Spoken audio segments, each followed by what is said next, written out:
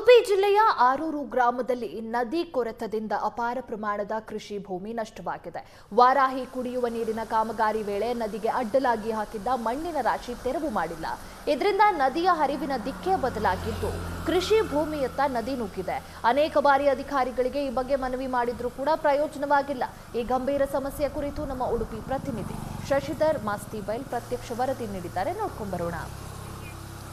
ಉಡುಪಿ ಜಿಲ್ಲೆಯ ಆರೂರು ಭಾಗದ ಒಂದು ಗಂಭೀರ ಸಮಸ್ಯೆಯನ್ನು ನಾನು ನಿಮಗೆ ತೋರಿಸ್ತಾ ಇದ್ದೇನೆ. ಇಲ್ಲಿ ನೀವು ಗಮನಿಸಿದರೆ ವಾರಾಹಿ ನದಿಯ ನೀರು ಹೋಗೋದಕ್ಕೆ ಪೈಪ್ ಲೈನನ್ನು ಅಳವಡಿಸಿದ್ದಾರೆ.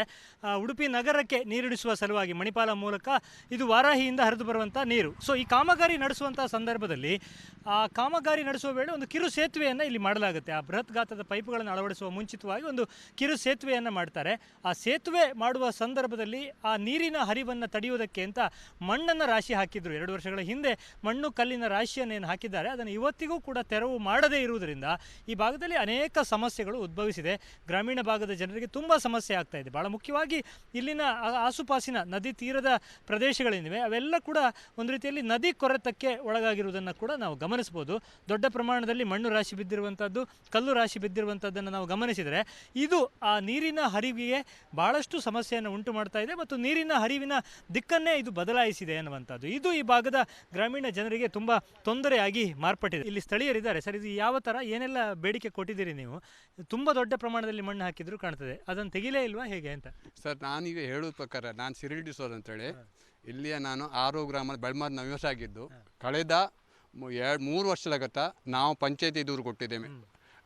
ನಮ್ಮ MLA ಆದ ಯಶ್ಪಾಲ್ ಸೋಹನ್ ನನಗೆ ಕೋಟ ಶ್ರೀನಿವಾಸ ವಜೆ MP ಆದ ಅವರಿಗೆ ಹೇಳಿದ್ದೇನೆ, ನೋಡಿ ಇಂಥ ಕಡೆಯಲ್ಲಿ ಮಣ್ಣು ಹಾಕಿದ್ದಾರೆ, ತೆರವುಗೊಳಿಸಲಿಲ್ಲ, ನಮ್ಮ ಗದ್ದೆ ಹೋಗಿದೆ, ಕೆಲವು ನಮ್ಮದು ಮೋಟರ್ ಸಹಿತ ಹೋಗಿದೆ. ಇದರಿಂದ ರೈತರಿಗೆ ತುಂಬ ಅನ್ಯಾಯ ಆಗ್ತಾ ಇದೆ. ಇದಕ್ಕೆ ಯಾರೂ ಪರಿಹಾರ ತಗೊಳ್ಳಿಲ್ಲ. MP ಮತ್ತು MLA ಆದವರು ಖುದ್ದಾಗಿ ಇಲ್ಲಿ ಭೇಟಿ ನೀಡಿ ಅಥವಾ DC ಅವರು ಏನೂ ಕ್ರಮ ಕೇಳ್ತಾ ಇಲ್ಲ. ನಮ್ಮ ಉಡುಪಿ DC ಅವರು ಏನೂ ಕ್ರಮ ಕೇಳ್ತಾ ಇಲ್ಲ. ಈಗ ಸ್ವಲ್ಪ ಮಳೆ ಕಡಿಮೆ ಉಂಟು. ಮಳೆ ಜಾಸ್ತಿ ಆದರೆ ಎಲ್ಲ ಕೊಚ್ಚಿಕೊಂಡೇ ಹೋಗ್ತದೆ. ಇದು ನಾನು ಕೊಚ್ಕೊಂಡು ಹೋಗ್ಲಿಕ್ಕೆ ಅಲ್ಲ. ಈ ವೈಶಾಖದಲ್ಲಿ ಜನ ಈಗ ಆ್ಯಕ್ಚುಲಿ ಏಪ್ರಿಲ್ ಮೇಲೆ ಇದು ಮಣ್ಣು ತೆಗಿಬೇಕಂತ ಇದ್ದಿತ್ತು, ತೆಗಿಲೇ ಇಲ್ಲ. ಅವ್ರು ಏನು ಮಾಡೋದಿಲ್ಲ, DC ಆಗಲಿ ಯಾರು ಏನು ತಗೊಳ್ಳೋದಿಲ್ಲ. ಈಗ ನಾನೀಗ ಹೇಳೋದೇನು ಅಂತ, ನಮ್ಮ MP ಆದ ಕೋಟ ಶ್ರೀನಿವಾಸ ಪೂಜಾರಿ ಮತ್ತೆ MLA ಆದ ಇದಕ್ಕೆ ಮುತುವರ್ಜಿ ವಹಿಸಿ ಈ 6 ಗ್ರಾಮ ಬೆಳ್ಮಾನಲ್ಲಿ ಸೇತುವೆ ಮಣ್ಣನ್ನು ತೆರವುಗೊಳಿಸಿ ರೈತರಿಗೆ ಆಗುವ ಅನ್ಯಾಯವಂತ ತಡೆಗಟ್ಟಬೇಕು. ಮತ್ತೆ ಹೋಗುವ ಜಮೀನೆಲ್ಲ ಹೋಗಿದೆ ಅವರಿಗೆ ಪರಿಹಾರ ಕೊಡಬೇಕು. ಸಾಕಷ್ಟು ಮಣ್ಣಿನ ಸವಕಳಿಯಾಗಿ ತುಂಬ ಗದ್ದೆಗಳೆಲ್ಲ ಕೊಚ್ಚಿ ಹೋಗಿದೆ ಅನ್ನುವಂಥದ್ದು ಒಂದು.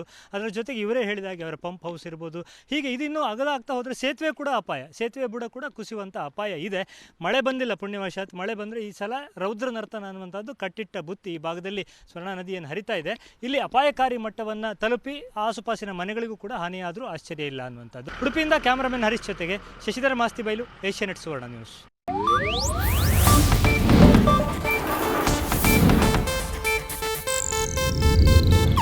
ಇದು ಏಷ್ಯಾನೆಟ್ ನ್ಯೂಸ್ ನೆಟ್ವರ್ಕ್ ಪ್ರಸ್ತುತಿ.